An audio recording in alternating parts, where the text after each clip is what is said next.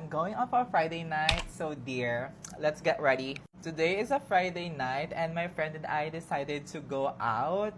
And dear, hindi ko na alam. It's been a long time since last na lumabas ako for a party and dear, hindi ko na alam yung mga suotan nila.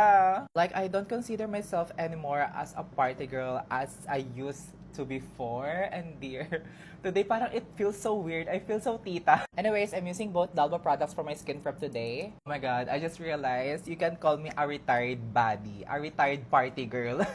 It's been so long since I party. Like, before I was always been a party girl. Like, I always go out with my friends. And now, I don't know what happened. Last time I went out, just ko dear, lahat sila bagets. And I feel like a tita na. Like, lahat sila pamangkin ko. Check.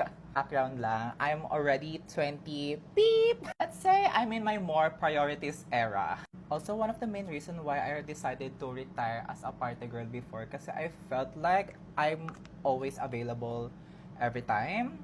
And I realized going out a lot is not cute anymore. Or maybe I'm just really becoming a tita right now. Like, if you were to ask me, hindi ko na talaga bet yung mga malalakas na tugtugan na tugs.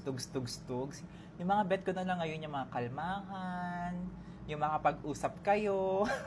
Oh my god, may gusto pala ako i-try na product kasi I heard a lot of good thing about this. This is the Lovely Cosmetics Translucent Powder. Ang ganda naman ni Miss Lovely! Over! Oh, I also have a setting spray, so perfect. Ay, nice. Dear, she said blurred. This lipstick from Issey in the shade Sinister. Ang ganda niya pa rin. Period. Let's try this setting spray from Lovely. Okay, that's nice. Ooh. Okay na ba itong makeup ko or kapalan ko pa? Hindi ko na alam. This is the final look, all complete. What do we think? Okay, nananawagan po ako sa mga kabatch ko na mga middle 20s or late 20s, whatever. We're the guest party now. Na, saan yung mga kaedad natin na we can meet the, you know what I mean? But yeah, good luck to me tonight. And period. Yun lang. Bye. Mwah.